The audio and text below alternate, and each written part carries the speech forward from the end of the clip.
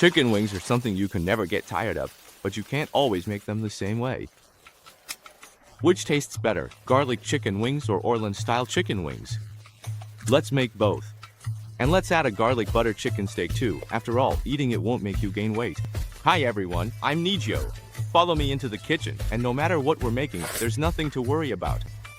Today, I'm going to share a comparison of chicken wing and chicken steak recipes. First, marinate both the chicken wings and the chicken steak in advance. The recipe will be at the end of the video.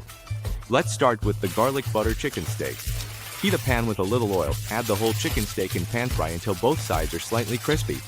Use scissors to cut it into strips, then keep frying until all four sides are golden and crispy, and it's ready to taste.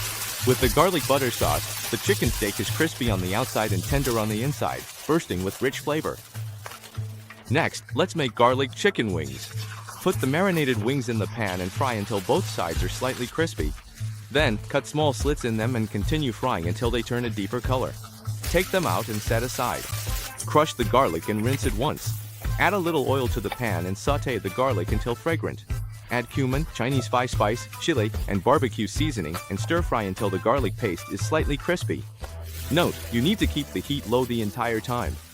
Finally, put the chicken wings back in the pan and toss them briefly so they're coated with the garlic paste, then plate and serve. The chicken wings are flavorful, with the aroma of garlic, cumin, and barbecue. Once you take a bite, it's hard to stop. At the same time, the Orleans-style chicken wings are in the oven, baking at 200 degrees Celsius, about 400 degrees Fahrenheit, for around 15 minutes. When you see the skin puff up and start to release oil, take them out, flip them over, and bake for another 10 minutes or so. The exact time will depend on your own oven, so keep checking and watch closely.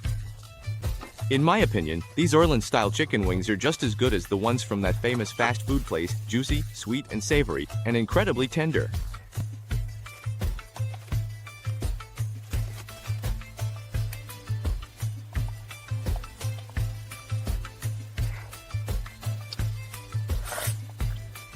Finally, pair them with some noodles for a slurp, and life just feels wonderful.